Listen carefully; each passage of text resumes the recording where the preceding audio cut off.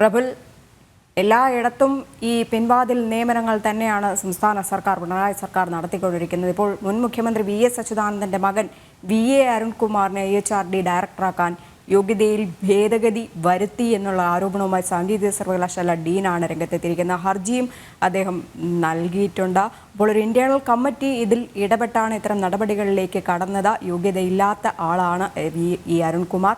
ആ ആളിനെയാണ് യോഗ്യത ഉണ്ട് എന്ന് കാണിച്ച് ഭേദഗതിയിലൊക്കെ തന്നെ മാറ്റം വരുത്തിക്കൊണ്ട് ഈ ഉയർന്ന പദവി നൽകിയതും. പിണറായി സർക്കാരിന്റെ മുഖമുദ്ര എന്ന് പറയുന്നത് ഇത്തരത്തിലുള്ള പിൻവാതിൽ നിയമനങ്ങളാണ്.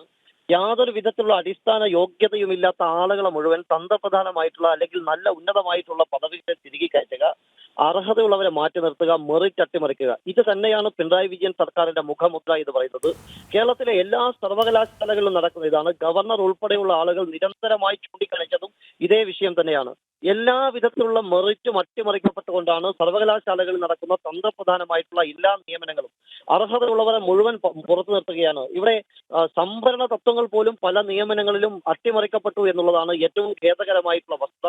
ഇതൊക്കെ തന്നെ കോടതികളിൽ ചോദ്യം ചെയ്യുന്ന സമയത്ത് മാത്രമാണ് ഇത്തരത്തിൽ ഒരു പുനർവിചിന്തനത്തിന് അല്ലെങ്കിൽ നീതി ലഭിക്കുന്നുള്ളൂ എന്നുള്ള സാഹചര്യമാണ് നിലവിലുള്ളത്.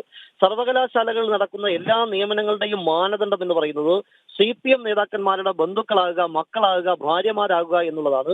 ഇത് മാത്രമാണ്. മറ്റ് സാധാരണക്കാരായിട്ടുള്ള ഒരാൾക്ക് പോലും ഇത്തരത്തിൽ സർവകലാശാലകളുടെ ഉന്നതമായിട്ടുള്ള നിയമനങ്ങളില്ല. ഇവിടെ ഏത് CPMന്റെയും DYFIയുടെയും എല്ലാ ഉന്നത നേതാക്കന്മാരുടെ ഭാര്യമാർക്കും അതുപോലുള്ള ആളുകൾ നേതാക്കന്മാരുടെ അടുത്ത ആളുകൾക്കും അനുചാര വൃന്ദന്മാർക്കും മാത്രം അർഹതപ്പെട്ട നിലയിലേക്ക് കേരളത്തിലെ സർവകലാശാലകൾ മാറ്റി നിർത്തപ്പെടുകയാണ്. ഇവിടെ വിദ്യാഭ്യാസ രംഗത്തിന്റെ വലിയ മൂല്യച്യുതിക്ക് കാരണമായിരിക്കുകയാണ്. കേരളത്തിലെ സർവകലാശാലകളുടെ വിശ്വാസം നഷ്ടപ്പെട്ടിരിക്കുന്നു. ഉന്നത വിദ്യാഭ്യാസ രംഗം എന്ന് പറയുന്നത് പൂർണ്ണമായും അധപ്പതിച്ചിരിക്കുന്ന സാഹചര്യത്തിലേക്ക് കാര്യങ്ങൾ പോവുകയാണ്. ഒരു മുഖ്യമന്ത്രിയായിരുന്ന ഒരാളുടെ മകൻ അരുൺകുമാറിന് വേണ്ടി ഇത്തരത്തിൽ ഭേദഗതി വരുത്തിക്കൊണ്ട് അനധികൃതമായിട്ട് തിരികെ കയറ്റാൻ വേണ്ടി നടത്തിയിരിക്കുന്ന ശ്രമങ്ങൾ അത്യന്തം അപലപനീയമാണ്. ഒരു കാരണവശാലും അംഗീകരിക്കാൻ പറ്റുന്നതല്ല. അത് ഏതറ്റം വരെയും ചോദ്യം ചെയ്യപ്പെടേണ്ടത് തന്നെയാണ്. പ്രബുല, ഇവിടെ ഈ സർവകലാശാല ബില്ലുകൾ അടക്കം രാഷ്ട്രപതി തടഞ്ഞു വയ്ക്കുകയുണ്ട്. നമ്മൾ കഴിഞ്ഞ ആഴ്ച അത് കണ്ടു. ഗവർണറും ഈ നിലപാടുകൾ, നടപടികളൊക്കെ തന്നെ കടുപ്പിക്കുന്നതിനിടയിൽ തന്നെയാണ് ഇത്തരത്തിൽ യോഗ്യതയില്ലാത്തവരെ തിരികെ കയറ്റിക്കൊണ്ടേയിരിക്കുന്നത് പിണറായി സർക്കാർ. സർവകലാശാലയുമായി ബന്ധപ്പെട്ട ബില്ലുകളിൽ രാഷ്ട്രപതി അതിൽ തീരുമാനം എടുത്തിട്ടില്ല. അപ്പോ തീർച്ചയായും ഇത് അത്യന്തം ഗൗരവകരമായിട്ടുള്ള സാഹചര്യമാണ്. ഉന്നത വിദ്യാഭ്യാസ രംഗത്തെ കൈപ്പിടിയിൽ ഒതുക്കുക എന്നുള്ളതാണ് CPMന്റെ പ്രഖ്യാപിതമായിട്ടുള്ള നയം. ഞങ്ങൾക്ക് വേണ്ടപ്പെട്ടവർക്ക് PhDകൾ കിട്ടണം, ഞങ്ങൾക്ക് വേണ്ടപ്പെട്ടവർക്ക് ഉന്നതമായിട്ടുള്ള സ്ഥാനങ്ങൾ കിട്ടണം, എല്ലാ ആളുകളെയും സെറ്റിൽ ചെയ്യാനുള്ള, CPMന്റെ ആളുകളെ സെറ്റിൽ ചെയ്യാനുള്ള ഒരു വലിയ പ്ലാറ്റ്ഫോം ആക്കിയിട്ട് ഉന്നത വിദ്യാഭ്യാസ രംഗത്തെ മാറ്റിയിരിക്കുകയാണ്. ഞാൻ നേരത്തെ സൂചിപ്പിച്ചതുപോലെ വിദ്യാഭ്യാസ രംഗത്തിന്റെ ഒരു വലിയ അപജയം, അല്ലെങ്കിൽ കേരളത്തിൽ വിദ്യാഭ്യാസം കഴിഞ്ഞ് പുറത്തിറങ്ങുന്ന ആളുകൾക്ക് ഒരു മികച്ച ജോലി പോലും കിട്ടാത്ത സാഹചര്യത്തിലേക്ക് ഈ ഒരു അവസ്ഥ സംജാതമാകും.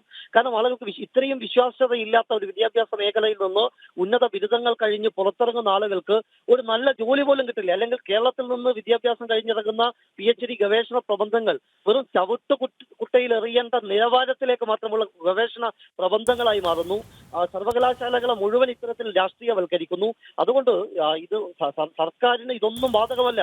ഇവിടെ ഉണ്ടാകുന്ന പ്രതിഷേധങ്ങൾ, കോടതിയുടെ ചോദ്യം ചെയ്യലുകൾ, ഇതൊന്നും യാതൊരു വിധത്തിലുള്ള ലജ്ജയുമില്ലാത്ത നിർലജ്ജം ഇത്തരം പ്രവൃത്തികൾ ചെയ്യുകയാണ്. ഇത് സർവകലാശാലകളുടെ മാത്രം കാര്യമല്ല, കേരളത്തിന്റെ സമസ്ത മേഖലകളിലും. ഇപ്പോൾ PSC എന്ന് പറയുന്ന സംവിധാനം ഉണ്ടല്ലോ, PSC ആസ്ഥാനത്ത് പോലും താൽക്കാലിക ജീവനക്കാരാണുള്ളത്.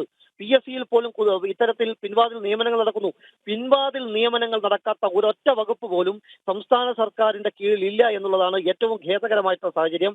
മുമ്പെങ്ങുമില്ലാത്ത തരത്തിൽ. ഇപ്പൊ ഉമ്മൻചാണ്ടിയുടെ കാലത്തൊക്കെ പറയുകയാണെങ്കിൽ പിൻവാതിൽ നിയമനങ്ങൾ ധാരാളം നടന്നിട്ടുണ്ട്. പക്ഷേ അതിനേക്കാളൊക്കെ അതിനേക്കാൾ എത്രയോ 10 മടങ്ങ് പിൻവാതിൽ നിയമനങ്ങളാണ് നടന്നുകൊണ്ടിരിക്കുന്നത്. ശരി, വളരെ നന്ദി ശ്രീ പ്രബുൽ കൃഷ്ണ പ്രതികരിച്ചതിൽ.